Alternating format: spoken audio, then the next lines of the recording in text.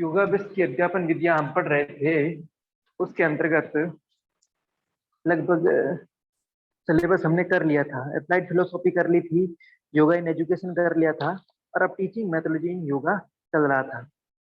तो उसमें हम सीटिंग अरेंजमेंट का पढ़ रहे थे। योगी क्लासरूम पढ़ लिया, ठीक है। तो लेसन प्लान जो महत्वपूर्ण था वो हम पढ़ चुके हैं, ठीक है। तो लेसन प्लान के लाभ हैं, और जो सबसे महत्वपूर्ण चीज है इसमें, कब बनाना चाहिए। प्रश्न आ चुका है तो ठीक पहले, कुछ समय पूर्व, कुछ समय नहीं, ठीक पहले बनाना चाहिए, ठीक है। और 12 संकेत इन्होंने बोल रहे हम दे रहे हैं जो लेसन प्लान में होना चाहिए।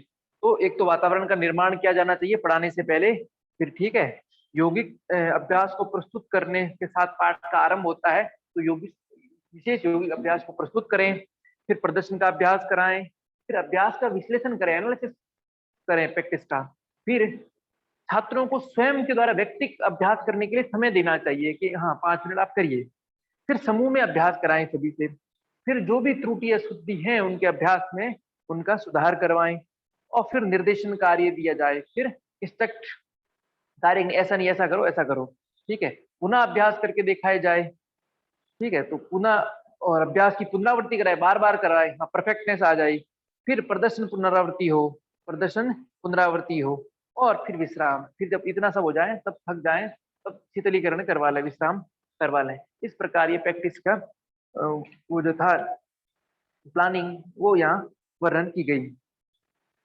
वर्णन की गई। अब ध्यान, ध्यान पाठ के संचालन हेतु कुछ संकेत। ध्यान की क्रियाविधि किससे संबंधित है, ये प्रश्न आ चुका है। ध्यान की क्रियाविधि, ये प्रश्न आ चुका है। बायोफीडबैक क्रियाविधि और शीतलीकरणी विद्या से संबंधित है। तो बायोफीडबैक और शिथिलीकरण,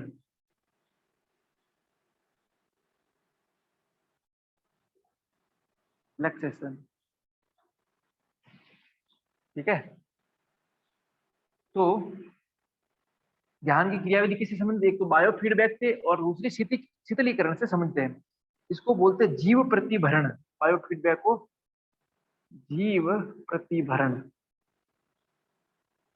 जीव प्रतिभरण। हाल ध्यान धार्मिक अभ्यासों का एक अंग है। ध्यान किसका अंग है, धार्मिक अभ्यास का एक अंग, रिलीजियस प्रैक्टिस है, हिंदू रिलीजियस प्रैक्टिस है, ठीक है।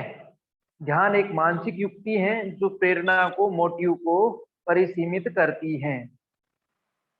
प्रारंभ से ही इसे चेतना की अवस्था को बदलने के लिए उपयोग में लाया जा रहा है। ध्यान का उपयोग क्यों लिया जा रहा है, चेतना की अवस्था को बदलने के लिए। चेतना की जो स्टेट है, स्टेट ऑफ कॉन्शियस है, उसको ट्रांसफॉर्म करने के लिए ध्यान का प्रयोग किया जा रहा है। यह धार्मिक अभ्यासों का एक अंग है, किंतु वर्तमान में धार्मिक अभ्यास की अपेक्षा चिकित्सा हेतु उपयोग में इसका प्रयोग किया जा रहा है, प्रयोग किया जा रहा है। ध्यान को एक धर्म से परे अभ्यास के रूप में लिया जा सकता है, लिया जा सकता है। ध्यान की क्रियाविधि बायोफीडबैक और शीतलीकरण, रिलैक्सेशन विधियों से संबंधित है। बायोफीडबैक और रिलैक्सेशन विधियों से संबंधित है, ध्यान इन दो से संबंधित है। अब ध्यान की विशेषता हम पढ़ चुके थे लेकिन पुनः पढ़ रहे हैं। जो ध्यान की विशेषता है, ध्यान के दौरान शरीर और मन को गहरा विश्राम मिलता है। प्रश्न आ जाए ध्यान के दौरान किसको विश्राम मिलता है, तो शरीर और मन दोनों का लिखा है, शरीर और मन दोनों का लिखा है। 20-30 मिनट के ध्यान से प्राणवायु का ग्रहण कम किया जा सकता है। मतलब 30 मिनट का ध्यान 6-7 घंटे की निद्रा के बराबर इन्होंने तुलना की है। ध्यान से हृदय गति और श्वसन गति घटती है, प्राणुकंपी प्रभाव की ओर झुकाव हो जाता है, शरीर पैरासिम्पैथेटिक नर्वस सिस्टम की ओर चला जाता है, पैरासिम्पैथेटिक नर्वस सिस्टम सक्रिय हो जाता है, फोबिया घटता है, दुश्चिंता घटती है। ध्यान अवस्था में विद्युत मस्तिष्क लेख ईईजी में ऊंचे अल्फा और बीच बीच में थीटा तरंग और निद्रा के समान असामान्य प्रकार की तरंगे दिखाई देती है। तो ध्यान में कौन सी तरंगे? तो अल्फा तरंगे, अल्फा रेस और थीटा बी, और इसको अल्फा कहते हैं, ठीक है, अल्फा और थीटा, थीटा तरंगे और निद्रा के जैसी तरंगे भी उत्पन्न होती है। इस समय निद्रा की जो तरंग होती है वैसी असामान्य प्रकार की तरंगे भी। तो ईईजी में अल्फा और थीटा तरंगे, अल्फा और थीटा तरंगे। शरीर क्रिया की दृष्टि से ध्यान को जागृत अल्प चयापचयात्मक अवस्था कहते हैं। शरीर क्रिया की दृष्टि से ध्यान को जागृत अल्प मेटाबॉलिक स्टेज, ठीक है, स्लो या लो मेटाबॉलिक स्टेट कहते हैं। ध्यान को अल्प चयापचय, अल्प चयापचयात्मक अवस्था, लो मेटाबॉलिक स्टेट, मेटाबॉलिक स्टेट कहते हैं। ये प्रश्न आया नहीं है, आ सकता है, ये प्रश्न यहाँ आ सकता है। नियमित अभ्यास करने पर ध्यान से आचरण में परिवर्तन आता है। ये भी नहीं आया, ये भी आ सकता है, ठीक है। अल्फा वाला आ गया, थीटा रेज, एक ध्यान रखना है, बायोफीडबैक के साथ साथ शीतलीकरण की क्रिया है ध्यान, ठीक है।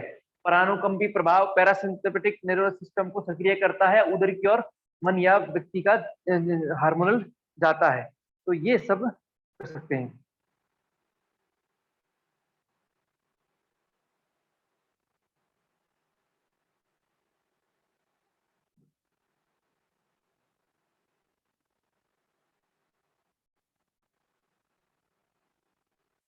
ध्यान को सिखाने के लिए मधुर स्वर और सरल क्रिया विधियों द्वारा बने ध्यानरत मनोभाव से उत्पन्न प्रशांत वातावरण को बनाने में योगदान देते हैं। मधुर स्वर और सरल अभ्यास हो, सरल क्रिया हो, तो ध्यान के लिए ठीक रहते हैं, ठीक रहते हैं, ठीक है। उचित है कि ध्यान को यौगिक अभ्यासों के साथ ना करें, ना कि अलग कर प्रस्तुत करें, जिससे वह अधिक प्रभावी और कम हानिकारक हो। सभी यौगिक अभ्यास परस्पर अनुपूरक हैं, सभी यौगिक अभ्यास परस्पर पूरक हैं, एक दूसरे से रिलेटेड हैं, ठीक है, एक दूसरे के सप्लीमेंट्री हैं, ये ध्यान रखना। सभी यौगिक अभ्यास परस्पर होते हैं अनुपूरक। प्रत्येक अभ्यास न्यून अधिक मात्रा में समान योगदान देता है, ठीक है। स्थिर सुखद और सीधी शरीर स्थिति जिसमें सिर, गिरवा, रीढ़ सीधा हो, नियमित श्वसन किया जाता हो, ध्यान अभ्यास में सहायक होता है। तो गीता को छठा अध्याय में जो ध्यान के अंग है वो बोल रहे हैं सहायक है, ठीक है। नियमित श्वसन, स्थिर बैठना, सिर, गर्दन और रीढ़ की हड्डी सीधी हो, इस प्रकार ये ध्यान का आ गया। एक आध प्रश्न ध्यान का आएगा, ठीक है, एक आध प्रश्न आएगा, ये अपना हो गया। अब योग अभ्यास अध्यापन पाठ, yoga practice teaching lesson, teaching lesson. तो टीचिंग लेसन में बहुत सी चीजें हैं, जो लेसन की विधि इसमें वर्णन है, ठीक है। तो 8 स्टेप जो है वो कहीं इसमें वर्णन नहीं है। कुछ लोगों ने वो जो 7 स्टेप हैं, सॉरी 6 स्टेप, उसी में से एक वो करके उसको 7 कर दिया, 8 कर दिया, सॉरी 8 कर दिया है। बाकी सब जगह 6 ही हैं, 6 ही हैं। इसमें किसी जगह 5 दिया हुआ है, किसी जगह 6, लेकिन 8 स्टेप तो कहीं है ही नहीं, 8 स्टेप तो है ही नहीं। और कितने स्टेप हैं सिलेबस में लिख तो दिया, उसके बाद कोई स्पष्टीकरण भी नहीं आया है और उस पर कोई प्रश्न भी नहीं आया है, दोनों ही नहीं आया है, ठीक है, दोनों ही नहीं आया है। अब योगाभ्यास अध्यापन पाठ,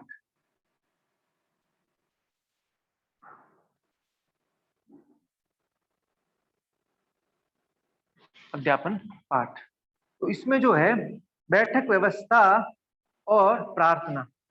सबसे पहला स्टेप है, क्या है? बैठक व्यवस्था।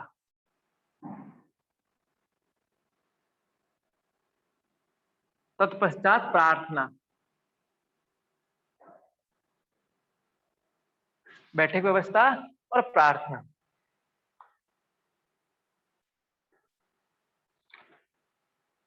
दूसरा है फिर क्रिया का प्रस्तुतिकरण। जो भी क्रिया करेंगे उसका प्रस्तुतिकरण, प्रेजेंटेशन, क्रिया का प्रस्तुतिकरण, क्रिया का प्रस्तुतिकरण, प्रेजेंटेशन ऑफ क्रिया या प्रैक्टिस, जो भी अभ्यास करेंगे उसमें मौखिक प्रस्तुति और फिर उसकी क्रियाविधि। ठीक है, पहले पद्मासन के बारे में बता दिया कि पद्मासन ऐसे लगा, फिर करके बताया, फिर करके बताया। इस प्रकार ये क्रिया का प्रस्तुतिकरण। तो इसमें भी ये दो प्रकार का हो गया, मौखिक प्रस्तुति और क्रियाविधि, क्रियाविधि। तत्पश्चात तीसरे नंबर है व्यक्तिगत अभ्यास, व्यक्तिगत अभ्यास।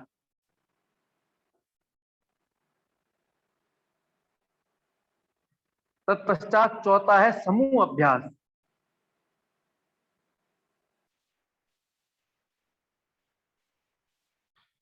पांचवा प्रश्नोत्तर और छठा पाठ की समाप्ति।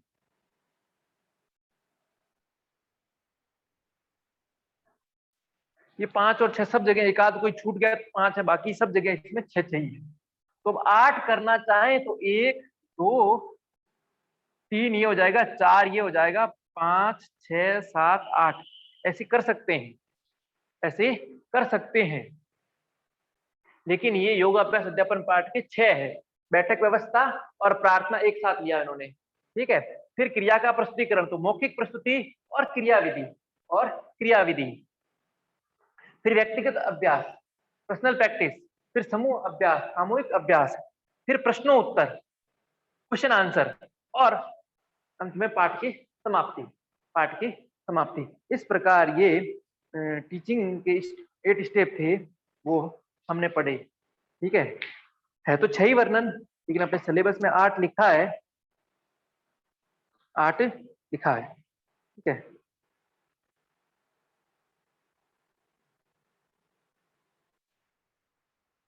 स्टूडेंट की अप्रोच क्या होनी चाहिए, स्टूडेंट को कैसा होना चाहिए। तो मैंने कल बताया था श्रीमद् भगवत गीता 4थे अध्याय 34वां श्लोक। ठीक है, ये विद्यार्थी की अप्रोच, गुरु के प्रति विद्यार्थी का दृष्टिकोण। तो विद्यार्थी का दृष्टिकोण क्या है, प्रणिपातेन, समर्पण का, पूर्ण समर्पण विद्यार्थियों शिक्षक के सामने, गुरु के सामने। फिर सेवा, सेवया, और तीसरा परिप्रश्ने, पुनः प्रश्न करके, जिज्ञासा को पूछकर, जिज्ञासा को पूछकर। इस प्रकार ये विद्यार्थी की अप्रोच थी, और इस प्रकार ये 9वां चैप्टर अपना पूरा हुआ, 9वां चैप्टर पूरा हुआ। इसमें अब कुछ पूछना हो तो आप लोग पूछ सकते हैं।